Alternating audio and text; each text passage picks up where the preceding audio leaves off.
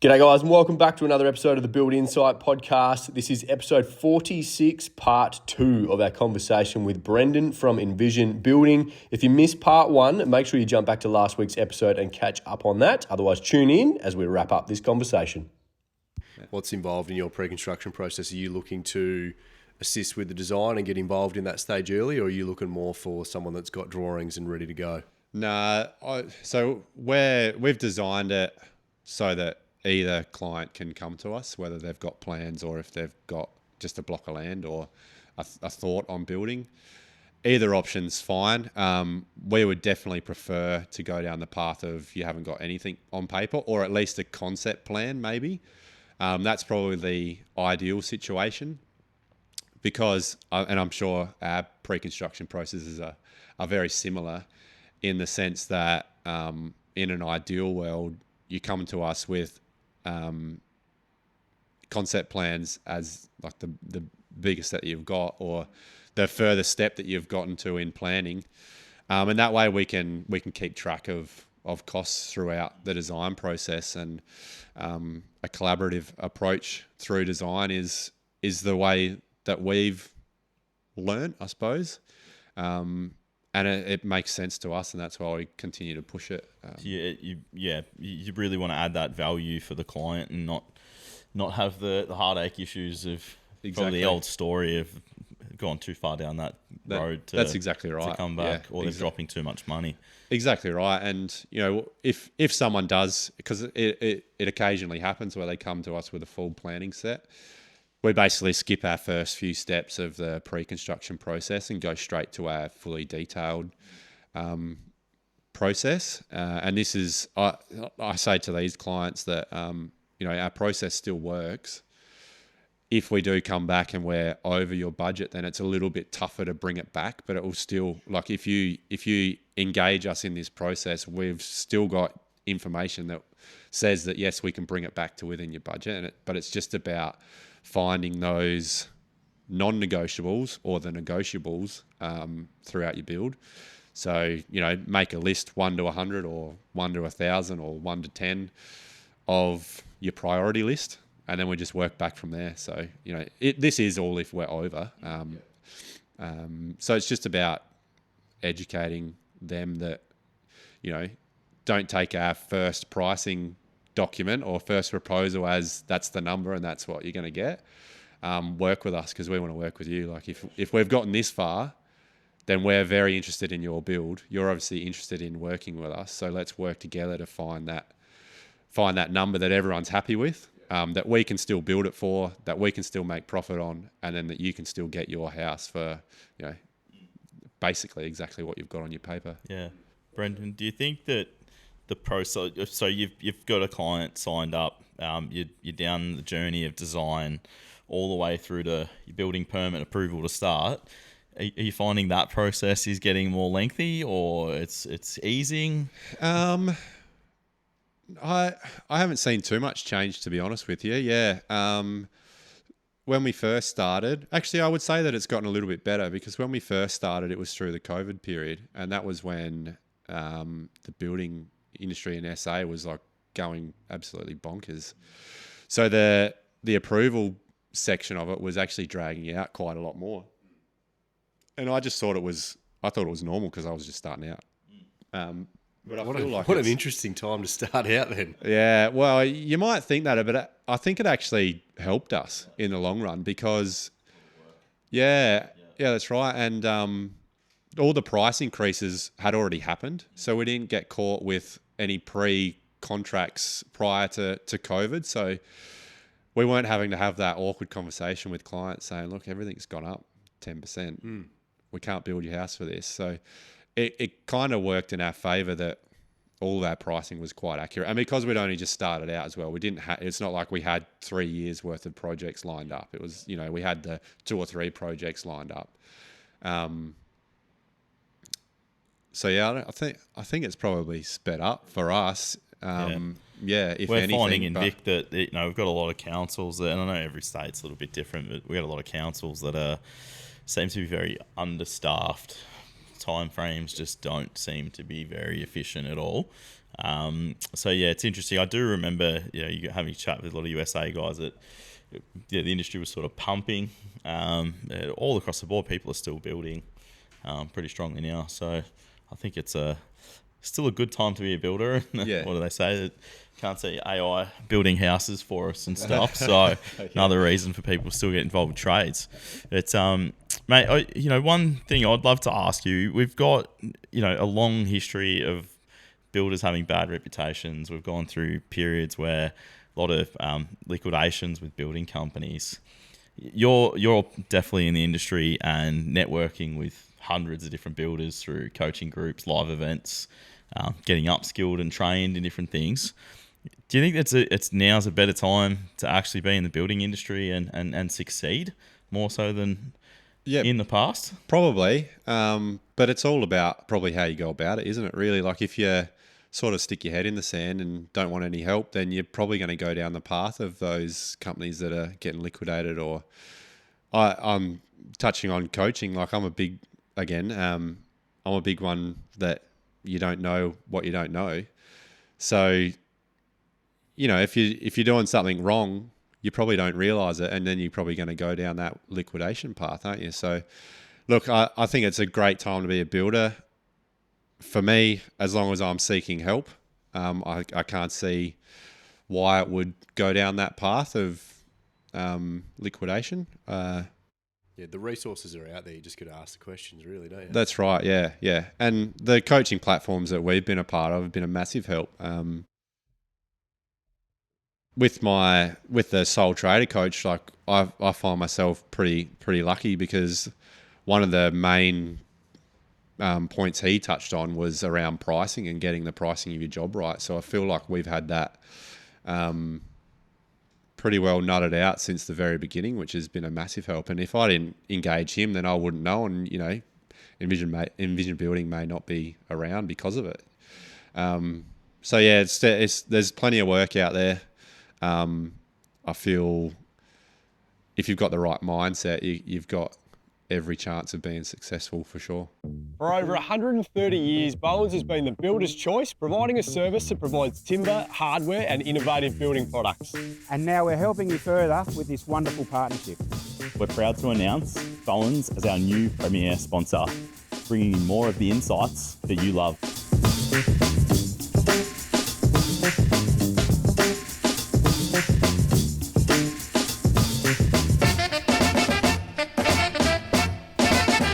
Build insight together with Bowens. Real people, Real insights. Brendan, a huge topic in the industry at the moment is definitely around sustainability. Obviously, with the National Construction Code changes that happened that finally got implemented last year, is there anything in particular that you guys are working on to, I guess, transition into that sort of space, or you're already working on it? Yeah, we're already working on it. I feel like we've only sort of grazed the surface on it. There's big changes coming, and to keep on top of it all is going to be a big task. But yeah, look, I've always thought that I build a pretty quality house, even from when I worked with the builder down the coast in Yank and Normie. And yeah, building homes to last through him has given me a good foundation to work from. In terms of my business now, like I said, we're probably just scraping the surface. Like as an absolute minimum now, we're wrapping our houses in with vapor permeable wraps, giving the external layer that cavity for it to breathe. I think that's a pretty crucial step on getting a sustainable building, something that's going to last, something that's not going to rot. I'm sure there's a ton more information out there that we could make our houses better, but I don't think it's as simple as just going down that path. Like you've actually got to have the design that suits that kind of build as well. I think we've actually spoken about it very briefly, just around how those wraps work on particular buildings and how you can implement sustainable practices in some designs. I think it's really important for people to not get too hung up on trying to implement everything at once as well. I think it's super crucial that even just doing a little bit better on each project and just slowly chipping away at it, because I think it can be quite overwhelming when you decide that you want to build better. There's just so many different opportunities or different things that you can do that you might get a little bit hung up and stuck on where to start. It might be a bit too much. So yeah, it's probably really important just to, each project, just do a little bit better. Yeah, just get that right. Keep adding to that. That worked well. What can I work on the next one? Yeah. It's definitely a work in progress for us. But yeah, that's just about getting that knowledge behind it as well. Yeah, sorry, mate. Oh, it's definitely the direction that we want to go for sure. In the custom home space, I think you putting your head in the sand if you think that you're not going to be able to build homes that are sustainable. So, yeah. Are you finding as you enter that space, or just naturally, your clients becoming a little bit more educated bit by bit? I don't think so. Well, I don't want to say no, but I think we're doing most of the educating. I think just through some of the designers that we've worked with previously. Not that they're ignoring the fact, but how do you say it? They might be on the same path that we're at, and they're just sort of learning about it as well. So we're learning about it together, and then we're finding that we're educating the client as well. And then that may or may not raise some questions through the design phase where they go, oh, okay, well, you mentioned this. Can we implement it in our building? Yeah. So just having those conversations with clients pre-construction, and that comes back to the collaborative approach where, without us, they probably overlook it. And it doesn't get done. And I think that's okay. Like it's probably, whether it's a professional courtesy thing, it's not like you're looking to offend anyone, whether it's a designer, an engineer, another consultant. It's all right to sort of say, look, I haven't actually used that product before, Yep. or I haven't designed that product before. Yep. Let's look at it together. Yep. That's collaboration working at its best. And we're seeing that, I think, improving for part of the industry. Yeah.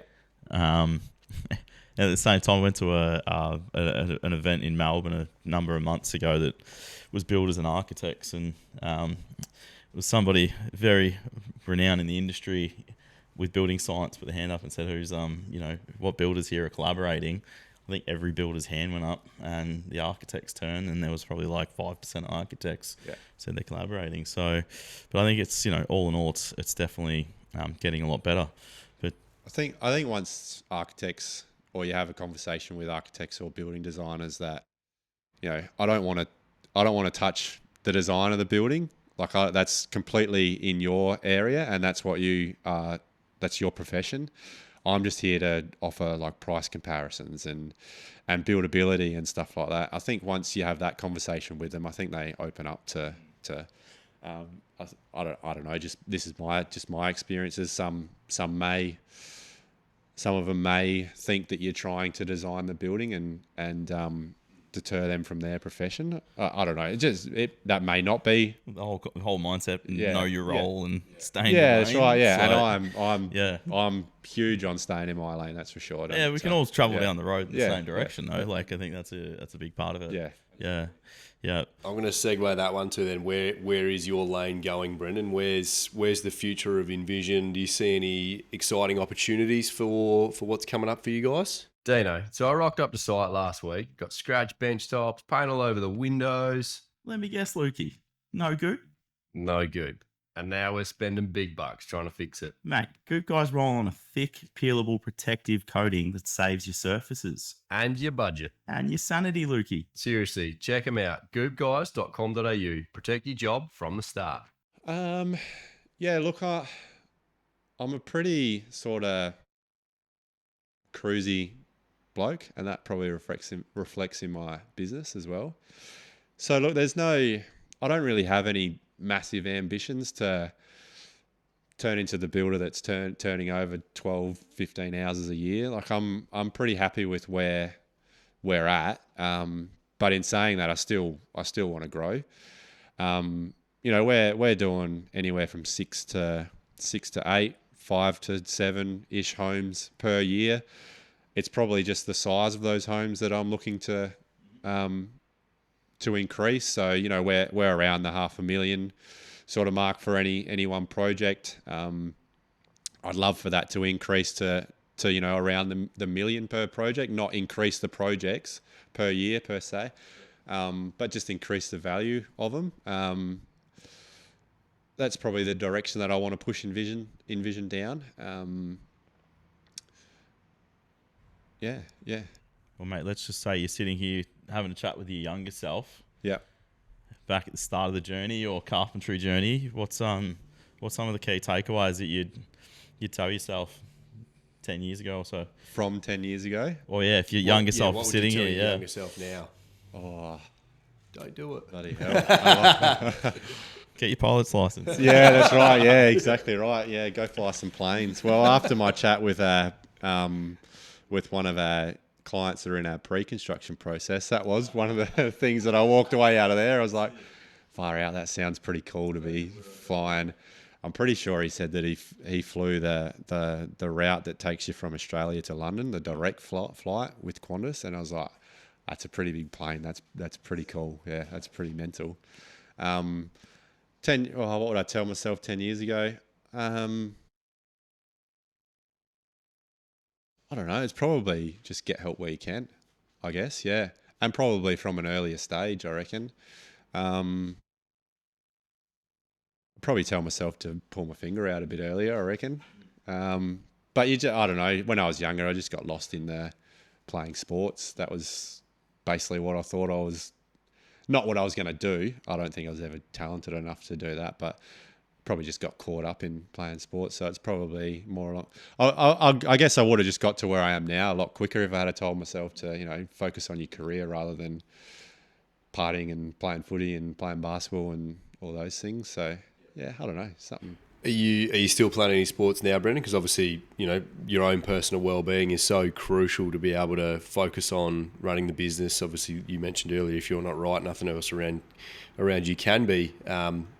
What is there anything in particular you're doing to manage stress or get away from work? Yeah, I don't play any sport now. I ruptured my ACL in 21, I reckon, playing footy.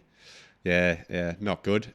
Did a pretty good job. Apparently, I had, you know, a real big tear in the cartilage as well. So we had, I think we only had our eldest son at that stage, Noah. So my train of thought was, I need to be able to be mobile when he gets teenage years. So that was my thoughts around not going back. I got the surgery and went through all the recovery, but yeah, that was the end of competitive sport. I surf, I play golf, I fish, so those are my outs now, and I find that the ocean's a real big like therapy type thing, calming therapy. So, you know, you could go out and sit out there for 2 hours and not just worry about when the next wave is coming, pretty much, and it just clears your mind. It refreshes you.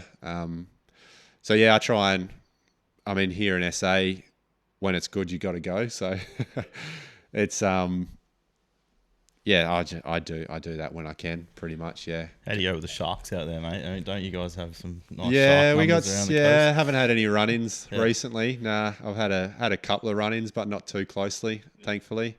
But then again, you don't know, and if it's not that close, you don't know if it's a dolphin or a shark. So just like to think that it's a dolphin and just get out of the water and call it for the day. But look, I think that's pretty much just a mindset thing. Yeah. Like it's a big ocean; they're everywhere. You're more danger of getting hit by a car. Exactly right. So yeah. It's definitely a mindset thing. Yeah, when you're out there, you don't. As long as when you're by yourself, it sort of floats your mind a little bit. Like, what was that in the water? But when you're out with a crowd, it's hope that you can swim faster. Yeah, that's right. Yeah, dodge someone. Well, mate, we won't chew up too much more of your time. We're heading into the weekend here, but appreciate you getting along. Mate, before you go, we've got our quickfire questions. Yep. We haven't had a good track record of quickfire. It's, Are these like one-word answers or just short answers? No, they can't be one-word answers, just looking at the questions, but Yeah. not 5-minute answers, just Yeah. as quick as possible. Gotcha. Just think quick-fire. You want to go the first one?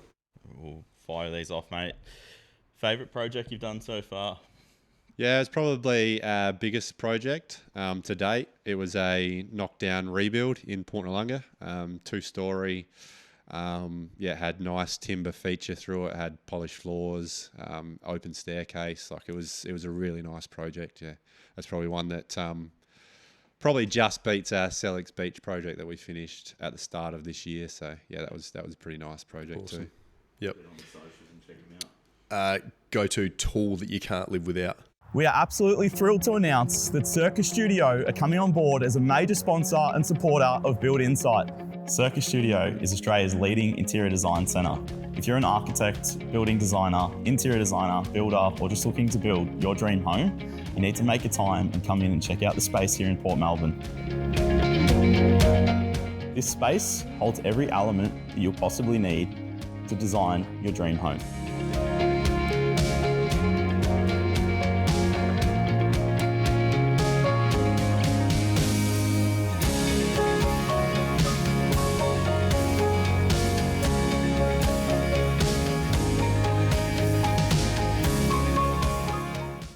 Or I did read these questions actually, so I did look at the run sheet. I thought about this one, and it's actually, since I've only had it for about 3 years, but it's the DeWalt quick drive drill with the Simpson strong tie attachment and the screws, collated screws. So we use it for floorings, decks, eave lining sheets. Eave sheets? Yeah, it is a great tool. Shout out to Strong Tie, hey? Yeah, shout out to our mates over there at Strong Tie. They are a good kit. The Strong Tie setup. That's the quick drive. It's awesome, mate. Your biggest building myth that you hear from your clients, or questions that you get from your clients?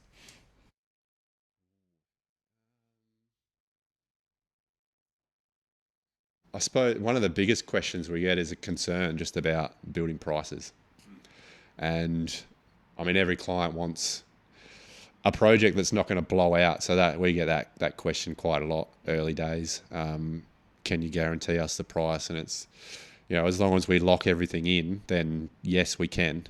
Yes, we can guarantee that price unless there's unforeseen changes. Yep. Last one, mate, we'll wrap up. Dream collaboration or project?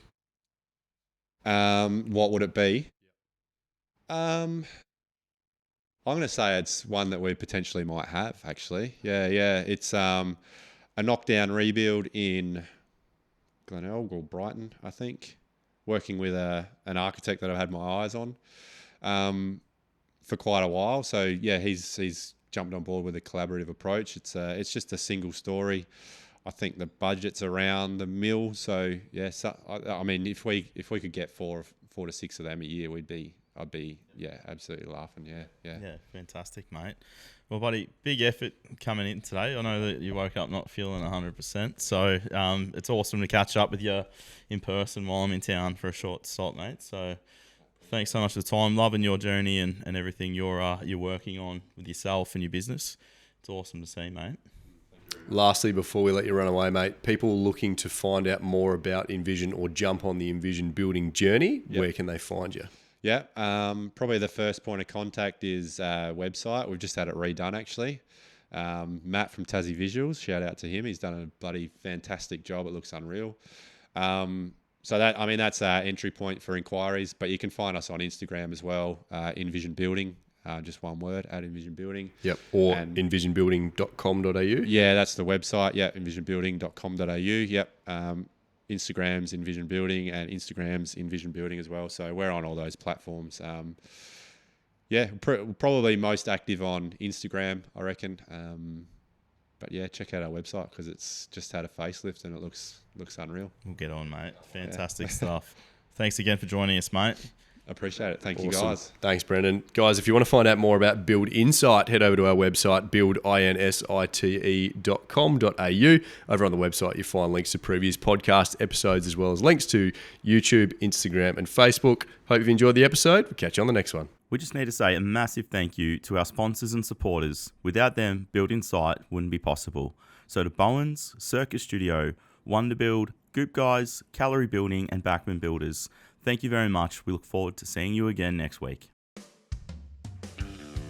Let's cue the disclaimer.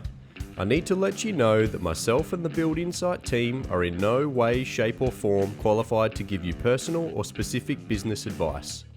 We strongly encourage you seek out the use of professionals for products or when you are making personal or business decisions. Everything discussed during the Build Insight podcast is our own and the guest opinion and personal experience and is of a general nature only. Hope you enjoyed the episode. Catch you on the next one.